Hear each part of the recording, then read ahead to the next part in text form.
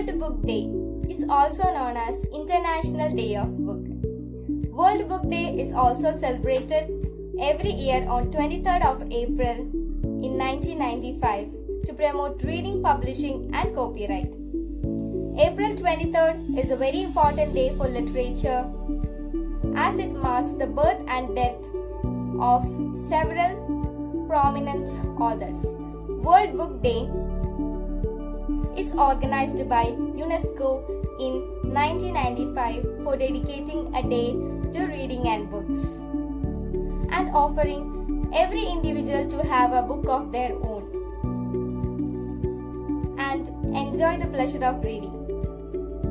Let us listen to my friends on this great occasion. Dear friends, I got an opportunity to read the book The Canterbury Ghost, written by Oscar Wilde.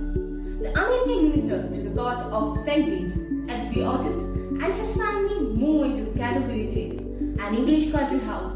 Despite warnings from Lord Canterbury that the house is haunted, Mr. Otis says that he will take the furniture as well as ghost at valuation. The Otis family includes Mr. and Mrs. Otis, the eldest son Washington, their daughter Virginia, and the Otis twins. At first, none of the Otis family believe in ghosts, but shortly after they move in, none of them can deny the presence of Sir Simon de Canterbury.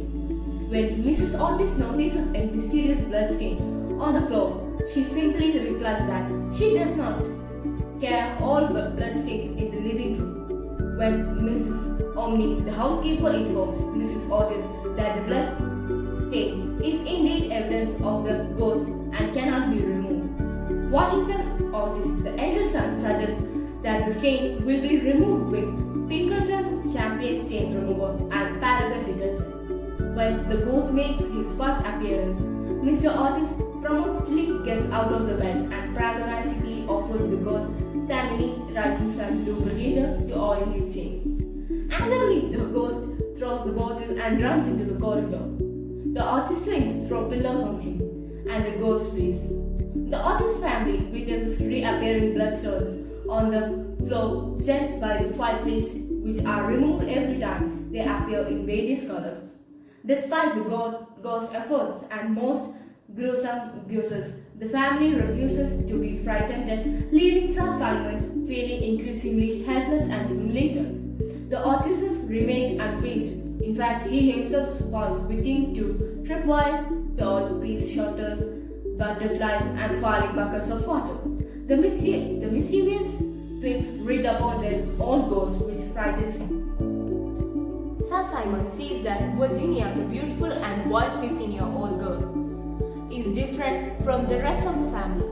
He tells her that he has not slept in 300 years and wants desperately to do so. The ghost tells her that the tragic tale of his wife, Lady Eleanor de Canterbury. Virginia listens to and learns an important lesson, as well as the true meaning behind the riddle. Sir Simon de Canterbury says that she must weep for him, for he has no tears. She must pray for him, for he has no faith. And she must come accompany him to the angel of death and beg for Sir Simon's death. She does weep for him and pray for him, and she disappears with Sir Simon through the wainscoting and accompanies him to the garden of death and bids the ghost farewell.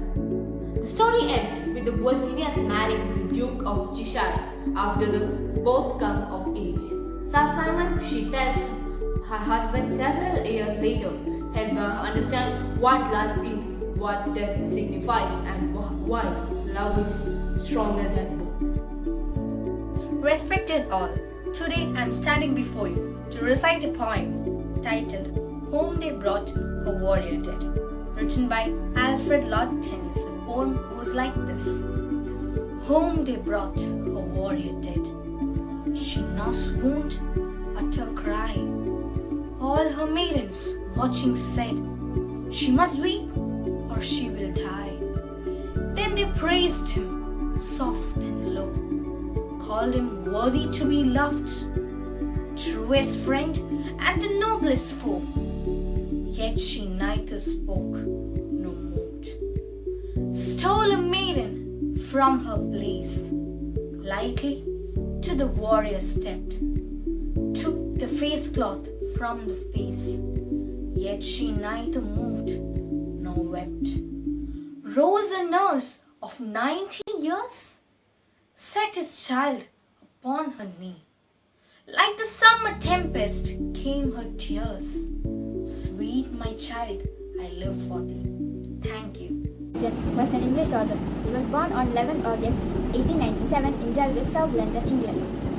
She was one of the world's most famous children's writer. She is also one of the most prolific authors of all time. Her most famous stories are the famous 5 stories about a group of 4 children and their dog, and her Nodi books for small children. Her parents wanted her to become a concerned paintist, but Enid wanted to become a teacher. Her parents agreed to let her train as a teacher. She began teaching in 1919 in Kent. As a child and teenager, her main interest has been writing in poetry, stories and other items. She had sent many of them to magazines but never had published. As she worked as a teacher, she began to have articles about children and education printed in a magazine called Teacher's World. Her first book, called Child Whisper, came out in 1922. It was a book of her poems and illustrations. She was married soon after. She left teaching and began to have more success with her books. She wrote in and was the editor of a magazine for children called Sunny Stories. The stories she wrote for magazine were so popular that the magazine was then called as Enid Blyton's Sunny Stories. Many of Enid's most famous books were printed in this magazine in parts. Enid Blyton did a lot of charity and had a club for children which helped them to give money to charity. She died at Hampstead, London on 28 November. Kailashi Mansarovar, A Divine Exploration. The traveler, written by the author and photographer Swarna Anurag. She herself explains how it feels to be nothing in the everything. She starts her journey on 22nd August 2008. She gets the first glimpse of Mount Kailash in Mansarovar on 28th August 2008. She starts her journey of the Parikrama on 2nd September 2008. She explains how tedious journey it is on foot of 110 kilometers. God takes the test of our will and faith. But when one gets the fruit of divinity, they are fulfilled. But the author was herself not willing to return, but good days never last. She returned on India on 14 September 2008. She was back to life, back to work. Gandhiji has once told, we have to read good books. We have to digest the contents in it and assimilate it and make it an integral part of our life. Reading makes a man complete. My friends of 9C studying in Kendriya Vidyalaya No. 2 Naval Base Kochi has done a great job by reading and expressing their thoughts on this special occasion of World Book Day. I would like to express my respect to them for this great job, and I would also like to express my great gratitude to Srimati Sudhindra Rani ma'am for encouraging us to do this work. Our class teacher Sri Akash sir for motivating us, and all other teachers for the guidance they have given us. And I would also like to express my gratitude to the respected principal ma'am for the control and coordination. Last but not least, to my friends for carrying out this wonderful job. Thank you. Thanks to all.